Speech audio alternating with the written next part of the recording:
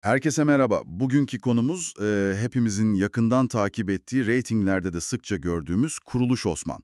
Evet, Ve kadroya katılan yeni bir oyuncu var. Elimizdeki kaynakta tam bu transferi duyuran bir haber. aynen öyle. Kuruluş Osman zaten biliyorsunuz hani dinamizmi hiç bitmeyen bir dizi. Kesinlikle.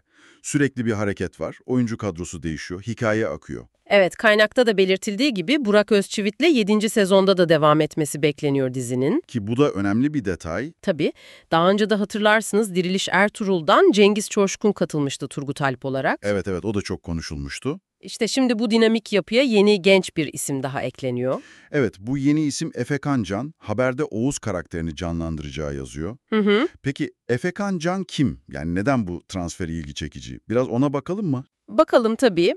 Efe Kancan 1994 doğumlu. Yani oldukça genç bir oyuncu aslında. Evet, 2017'de başlamış oyunculuğa. Ufak Tefek Cinayetlerle, o da popüler bir diziydi. Evet, iyi bir başlangıç sayılır ama onun profilinde sadece oyunculuk başlangıcı değil de daha ilginç katmanlar var gibi duruyor. Kesinlikle. Mesela akademik tarafı. Biraz şaşırtıcı aslında. Nasıl yani? Kendisi Bilecik Üniversitesi'nden işletme bölümünden mezun. Aa, ilginç. İşletme. Evet, bununla da kalmamış, üzerine İstanbul Üniversitesi'nde tedarik zinciri ve yönetimi alanında yüksek lisans yapmış.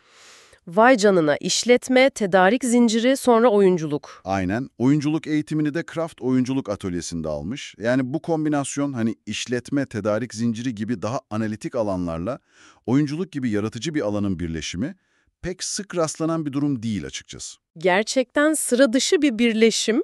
Ama durun daha bitmedi sanırım. Yetenekleri de varmış. Hem de nasıl? İşte işin acayip kısmı burası bence. Kaynaktaki listeye bakınca insan şaşırıyor. Ne gibi yetenekler mesela? Şöyle söyleyeyim, boks yapıyor ve profesyonel güreş. Ne? Profesyonel güreş mi? Evet, profesyonel güreş. Bunun yanında gitar çalıyor, bateri çalıyor, piyano, bağlama. Müzikle de arası iyi yani. Hem de nasıl? Vokal yeteneği varmış, hatta söz yazarlığı bile yapıyormuş. İnanılmaz. Bitmedi. Yüzme, fitness, voleybol, basketbol gibi sporlara da hakim. İyi derecede İngilizce biliyor, bayağı donanımlı bir profil yani. Gerçekten şaşırtıcı. Özellikle o profesyonel güreş ve boks yeteneği.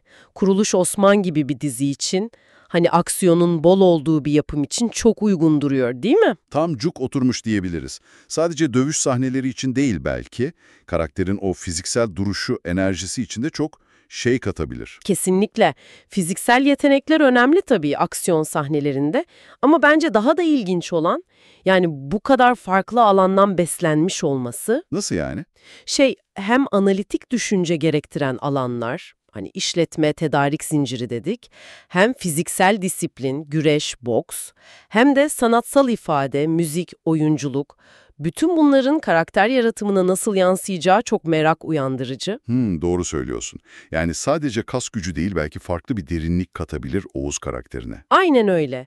Belki de beklediğimizden daha çok yönlü bir karakter olur.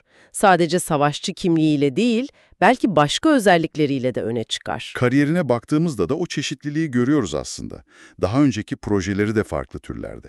Evet, öğretmen var, hakim var, Yaz Çarkısı dizisi, bir de Tam Kafadan Karaman'a bir sinema filmi. Yani farklı roller denemiş, şimdi de Kuruluş Osman gibi çok büyük uluslararası da izlenen bir projeye geçiyor. Bu kariyeri için ciddi bir adım olsa gerek. Kesinlikle büyük bir adım. Özetlersek, yani karşımızda sadece genç ve yetenekli bir oyuncu yok. Aynı zamanda sağlam bir akademik geçmişi olan, şaşırtıcı derecede de geniş ve farklı alanlara yayılan becerilere sahip bir isim var. Evet, İşte bu birikimle Kuruluş Osman gibi dev bir prodüksiyonda yer alacak olması hem onun için büyük fırsat hem de diziye taze bir enerji getirebilir. peki o zaman şu soru geliyor akla.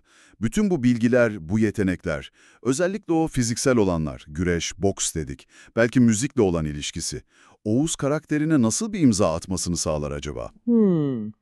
Yani aksiyon sahnelerinde mi fark yaratır daha çok? Yoksa karakterin genel duruşunda mı? Ya da hiç beklemediğimiz bir yerden mi çıkar bu yetenekler? İşte bu üzerine düşünmeye değer bir nokta. Yani düşünsenize, işletme ve tedarik zinciri gibi hani strateji, planlama gerektiren alanlarda eğitim almış biri. Evet.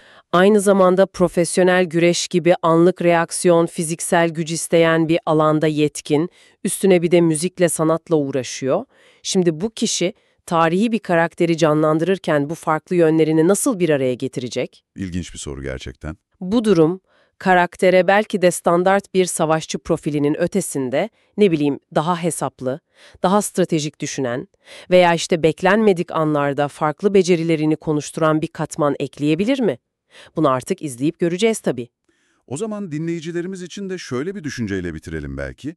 Bir oyuncunun set dışındaki, hani ilk bakışta birbiriyle alakasız gibi görünen bu kadar çeşitli yeteneği, bilgisi, acaba canlandırdığı tarihi bir karaktere ne ölçüde sızabilir, onu nasıl farklılaştırabilir? Çok güzel bir nokta. Mesela tedarik zinciri yönetimi prensipleriyle bir Osmanlı Alpı'nın savaş stratejisi arasında bir bağlantı kurulabilir mi? Kulağa biraz absürt gelse de düşünmesi bile ilginç değil mi? Kesinlikle. Standart profilin dışına çıkmak her zaman ilginç sonuçlar doğurabilir. Bekleyip görelim bakalım Efe Kancan nasıl bir Oğuz karakteri sunacak bize.